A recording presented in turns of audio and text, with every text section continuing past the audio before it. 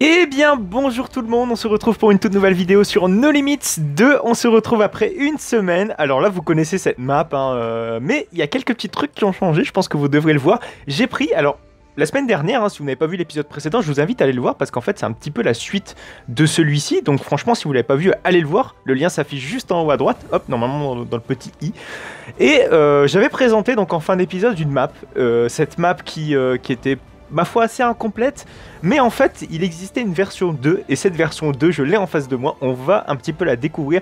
Vous allez voir, elle est super étendue comme map, il y a énormément de petites choses, il y a déjà un coaster là qu'on voit comme ça à l'entrée, ça me fait penser un petit peu à Gatekeeper, à Cedar Point, vous savez qui est bien imposant sur son entrée, sur l'entrée de Cedar Point. Bon, c'est un wing coaster là, mais là c'est différent, on a l'impression, je pense que c'est un Gas Slower, mais je sais pas les supports, j'ai l'impression que c'est du Intamin.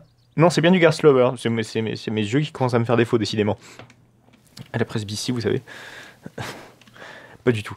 Donc, putain, ça me fait penser aux plages ici, pourquoi pas. Donc, on va continuer notre petite visite. On avait commencé la visite la dernière fois par ce petit Super Splash Mac, ce grand Super Splash Mac, mine de rien. Avec, putain, je l'avais pas vu ce monorail. Est-ce qu'il était là, le monorail? Il est super sympatoche, monorail. Qu'est-ce que c'est que ça? Ok, donc des petits panneaux par-ci par-là. Donc il y a un coaster qui me fait vaguement penser à Fleu Carnage, je sais pas trop quoi, on sa Park. Vous savez, avec la grande tour et puis une surprise à l'intérieur. Je n'ai jamais fait ce coaster, mais je me suis un peu trop spoilé, visiblement. Un moulin. Putain, par contre, la zone, elle est super jolie. Et par contre aussi, oui, ce qui est de nouveau aussi, c'est qu'on a un hôtel. Il me fait vaguement penser à l'hôtel. Est-ce qu'il est portugais, cet hôtel, ou est-ce qu'il est espagnol? Je ne sais plus. L'hôtel d'Europa Park, là, qui est, je pense, situé aussi. Je connais mal le complexe hôtelier d'Europa Park, je le connais même pas du tout. Je le connais vaguement, je connais de nom surtout les hôtels, et un petit peu leur forme, mais autrement, j'ai jamais mis là-dedans. Apparemment, ce n'est que de bonnes choses. Je vous crois sur parole, mais voilà, moi ça me paraît encore un poil trop cher comparé à ceux de Fantasyland. Voilà. Donc on va essayer de rentrer un petit peu partout. Bon, par contre les murs sont quand même vachement plats, c'est dommage. C'est juste une texture. Ah ok, c'est juste des petits couloirs sympas. On va essayer de trouver l'entrée d'une attraction, parce que là on est un peu mal barré. Ah voilà, ok. En fait elle était juste à côté. Ouais quand même. Ah oui. On va encore se taper des trucs de dingue. La semaine dernière, j'avais aussi présenté un Dark Ride interactif.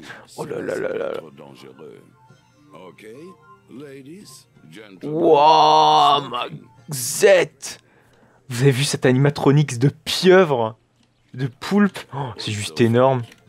Ok, des prisons, ça fait penser à Piraten Batavia. Ils ont un petit problème, tes animatronics, non? Ouais, ils ont un gros problème avec le singe. Ok, d'accord. Ok, d'accord. Ah, on passe juste en dessous du Super Splash Mac.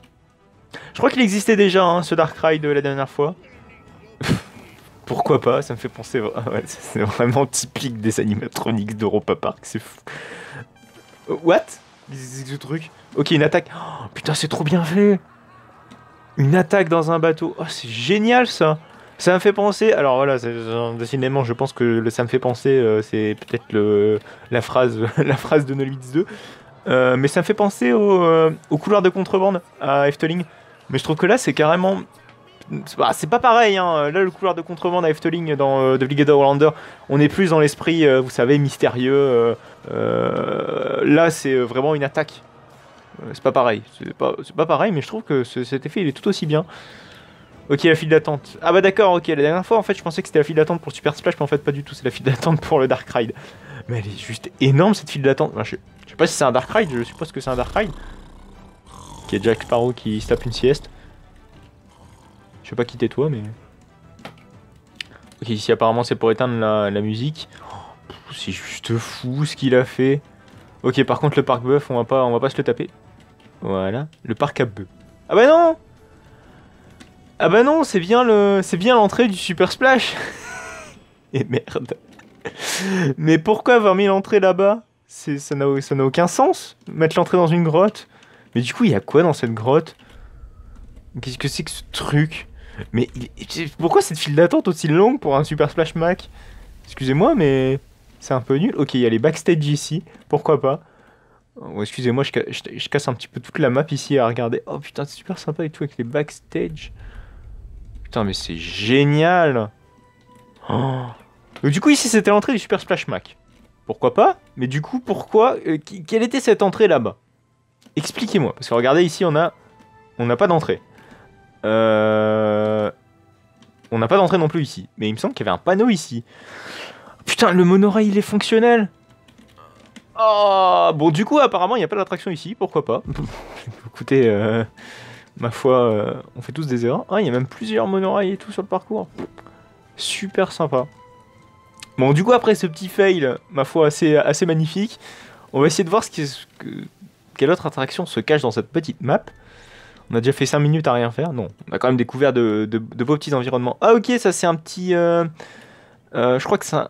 Alors, il y a deux constructeurs pour ces machines-là. Il y a Zirer, je crois, son nom c'est des Windsor ou des... Oh, je ne sais plus. Non, c'est un Contiki, voilà. Le nom de ce flat ride, c'est Contiki pour Zirer. Et il y a un autre constructeur aussi qui fabrique ça, c'est Zamperla. Je crois que son nom, c'est les Rocking Tug. Souvent, ça prend la forme de bateau. Mais souvent, dans les gros parcs, c'est souvent un modèle de chez Zirer. Zamperla, c'est plus souvent les plus petits parcs parce qu'il est quand même moins cher, le modèle de Zamperla.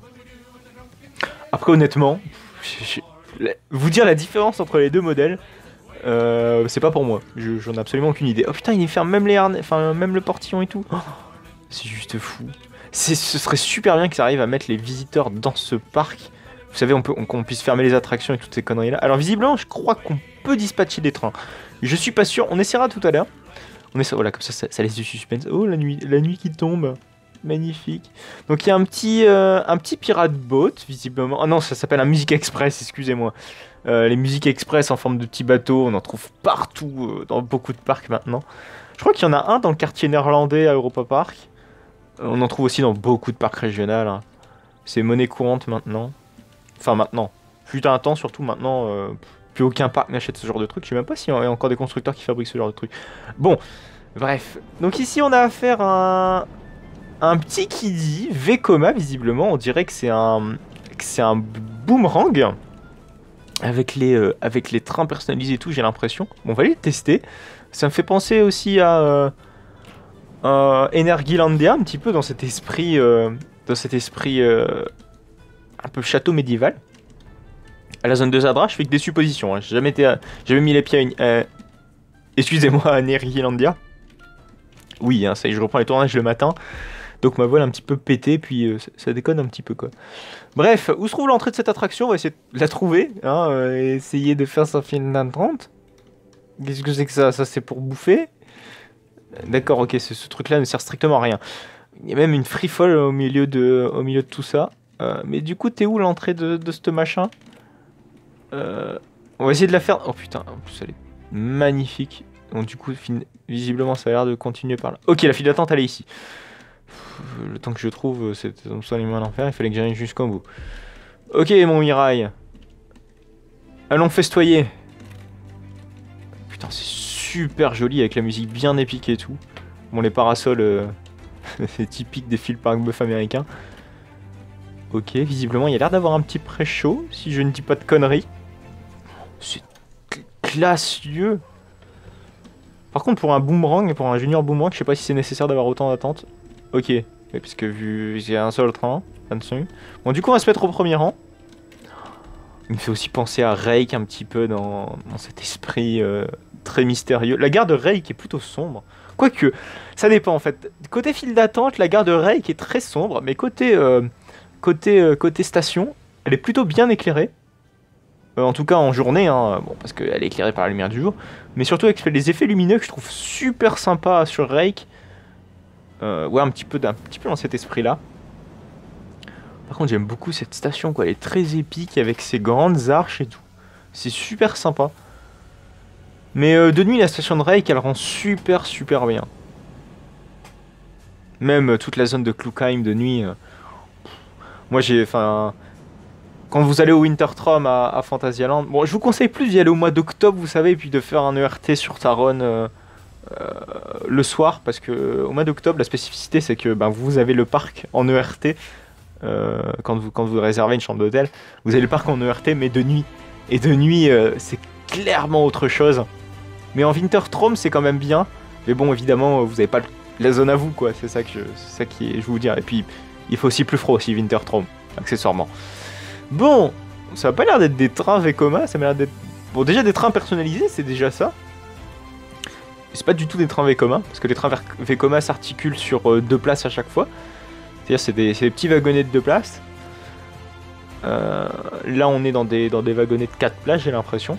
Bon, c'est quand tu veux pour dispatcher. Et en plus on a la zone de nuit, c'est tout joli. Après on va faire la free fall, on va voir ce que donne la free fall. C'est une free fall fun time, hein, donc la même que Nigloland et puis Hansa Park. J'ai que ces deux-là en ont un... Oui, Hangover aussi est une free fall fun time qui tourne dans les foires allemandes et qui tourne aussi au Winter Wonderland à Londres. Et je l'ai bien dit Winter Wonderland, pour une fois que je ne dis pas Winter Wonderland. Oui, parce que ça m'arrive de prononcer ça comme ça. Je pense que c'est à force de fréquenter les parcs allemands et néerlandais, ça me fait défaut. Bon, c'est parti pour le petit lift, de nuit malheureusement. Oh putain, avec les strobes c'est super sympatoche. Par contre j'ai l'impression que niveau route friction il en a un peu abusé. Je veux pas le dire mais... Waouh. Ah c'est très joli quand même. Ça on peut pas le nier, c'est un truc de fou. Hop, retour arrière. Waouh, waouh, waouh. C'est vraiment, vraiment stylé. Moi je tire mon chapeau bas là-dessus. Hein.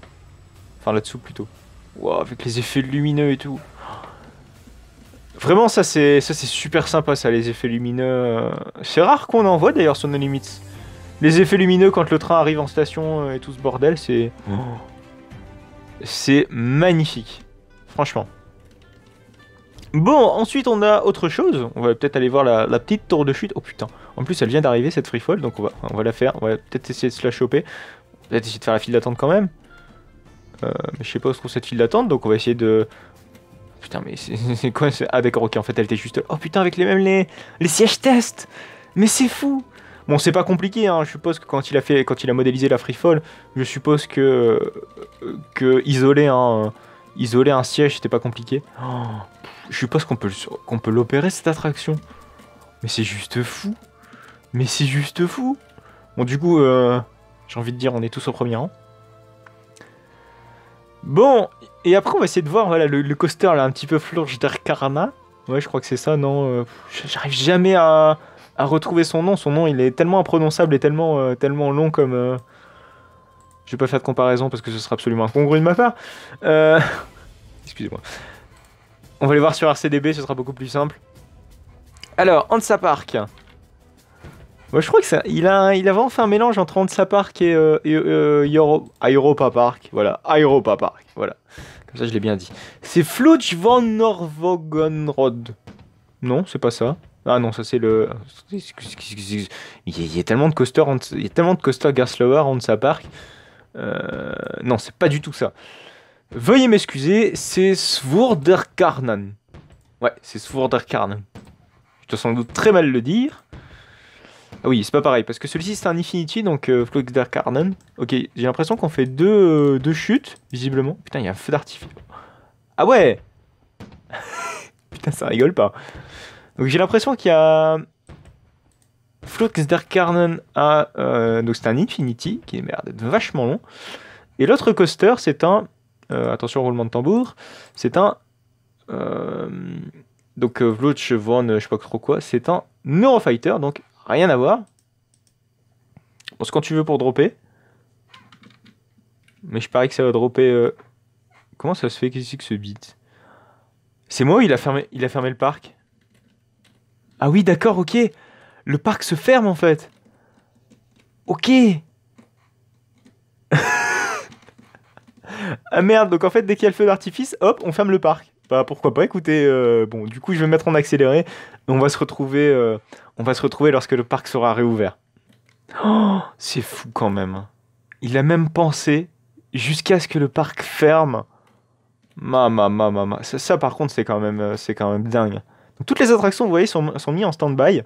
enfin sont mis en pause, quoi, littéralement. Toutes les attractions sont fermées, il n'y a plus rien qui tourne. C'est fou quand même. Mais même la free fall, vous voyez qu'elle est mise en mode voilà, comme n'importe quelle free fall avant fermeture, enfin après fermeture plutôt.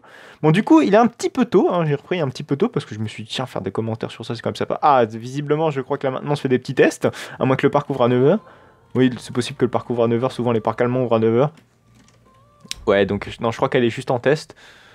Oh putain, oui, il a même pensé au test, c'est fou. Bon, du coup, on va essayer de se choper la free fall si tu veux bien. Ah, parce que j'ai mis en accéléré aussi, donc petit sushi. Ah ouais, je crois que la chute se fait en 2 temps si je dis pas de conneries. Oh, putain, on peut même se mettre ici. Non, je vais me mettre sur un siège. Sur un siège, s'il vous plaît. Alors attendez. Oh putain, il y a même soundtrack on board. Bon, ce sera pas possible, mais au moins vous avez la vue. Oh, putain, il a même fait un Starship Zero. Elle est super belle cette free fall, elle est super bien faite. Bon, du coup, on va aller tester le coaster juste à côté. Histoire qu'on puisse terminer la map pour cet épisode, hein. Comme ça on aura fait tout l'épisode sur cette map. On va pas reprendre la prochaine fois sur la même map. Je claque, donc où se trouve l'entrée de ce coaster? On va pas tester ce truc là, je sais pas comment il s'appelle. Ah bah tout modestement Starshape. Ok, donc le monorail qu'on a vu passer tout à l'heure. Pourquoi pas? C'est magnifique, c'est magnifique. Je crois que c'est un quartier scandinave ici, là-bas dans le fond. Ok, donc c'est parti. Enfin, scandinave. Il y avait juste qu'un drapeau scandinave, mais pourquoi pas. Ok, donc je sais pas si c'est l'entrée de l'attraction ici, enfin l'entrée du coaster. Oh putain, ça a l'air, oui. C'est juste un grand cinglé. Waouh. Bon, je quick un petit peu toute la file. Mais excusez-moi. Putain, c'est super joli. Il faut attendre. Ouais, mais où se trouve l'entraîne l'attraction? L'entraîne la gare? Ok, ah putain. Il y a carrément des pré-shows. Grand fou. Bon, où se trouve l'entraîne de la gare, s'il vous plaît? On se trouve l'entraîne de la gare, oui, je sais, je devrais parcourir, parce que là, c'est littéralement un manque de respect. De respect, oui, avec un X. Où se trouve l'entrée de la gare? Le lift, je suppose qu'il est là. Bon, il doit être la gare, doit être ici. Oh. Ah ok, d'accord, ok. Ouais, donc ouais, d'accord, ok. En fait, j'étais sur l'entrée de la station. Oh. C'est juste un grand malade. C'est juste un grand malade. Avec les pré-shows et tout. Ça c'est vraiment. Faut avoir de la créativité pour faire ça et c'est juste absolument incroyable. Vraiment. Bon, c'est quand tu veux pour baisser les harnais. Avec les consignes de sécurité en allemand, quoi.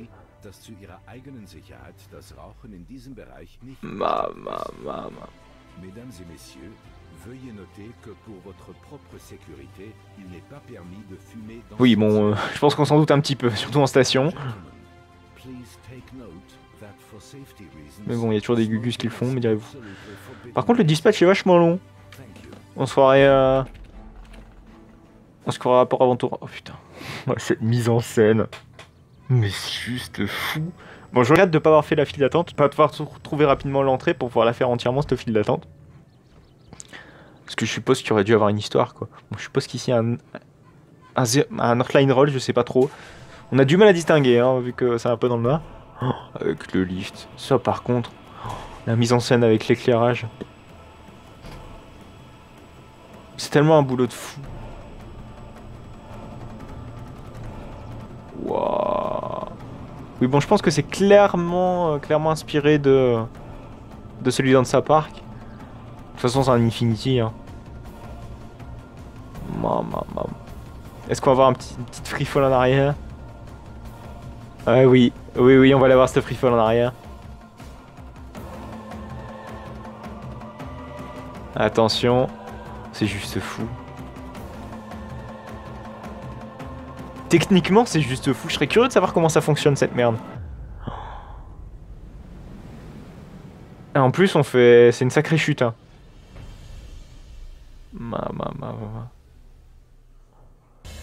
Qu'est-ce que c'est que ce truc, sérieusement? Bon, je vous ai spoilé, je suis désolé, mais c'est un petit peu ce qui se passe dans cet Infinity Hansa Park. Du coup, le lift, on le monte plus rapidement, là. Bon, tu m'étonnes que le dispatch soit long, du coup. Je sais pas, du coup, si ça doit vraiment bien influer sur le débit. Avec toute cette merde. Wow. Mais après, ça doit se gérer niveau frein bloc, me direz-vous.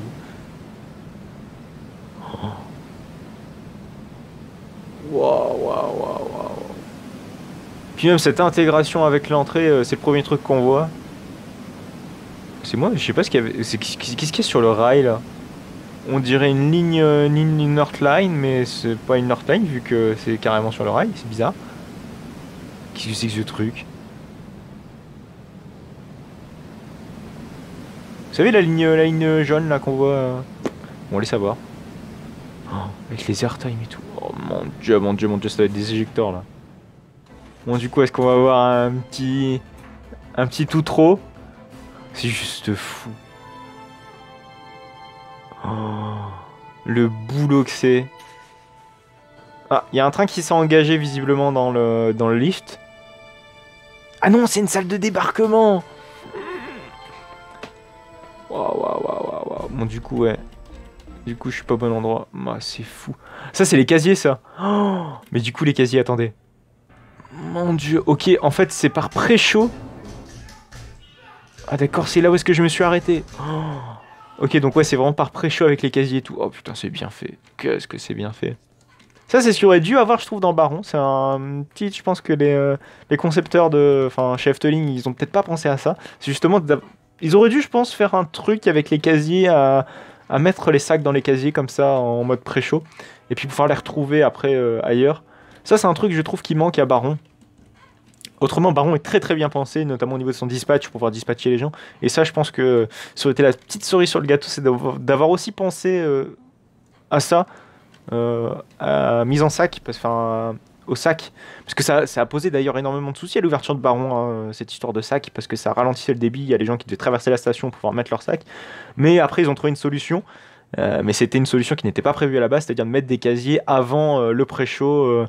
Vous savez, quand vous rentrez dans le bâtiment, avant de rentrer dans le bâtiment, vous pouvez mettre vos sacs dans des casiers. Il y a des opérateurs qui sont là avec des petits papiers où est-ce que vous pouvez mettre votre sac dans un casier et puis ils vous donnent un petit bracelet.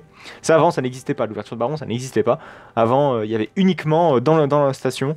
Mais ça, c'est dommage que n'aient pas intégré ça déjà dès le début. Ça a fait défaut au début, voilà, ils ont corrigé le tir, mais c'est dommage que ça n'a pas été intégré ça thématiquement. Bon, ça a été fait, hein, mais plus vraiment en détail comme Efteling nous l'a habitué, ou comme là on l'a vu avec ce coaster dont je n'ai absolument aucune idée du nom. Bon, on va peut-être revenir sur cette map la semaine prochaine parce qu'on n'a pas encore vu les opérations. J'aimerais bien essayer de voir un petit peu opérer une attraction pour voir ce que ça donne, si ça fonctionne. Hein. Après, si ça fonctionne pas, tant pis pour nous, j'ai envie de dire. Bref, j'espère que cette vidéo vous aura plu. On va se retrouver la semaine prochaine pour une toute nouvelle vidéo No Limits 2. En tout cas, n'hésitez pas à liker, n'hésitez pas à commenter, n'hésitez pas à vous abonner pour ne plus manquer aucune autre de mes vidéos. Et on se quitte sur un magnifique coucher de soleil et peut-être un feu d'artifice, non? Ouais, non, pas l'air. Ok, ok, là-bas il y a la ville et tout. C'est juste fou. Bref, allez, à plus tard.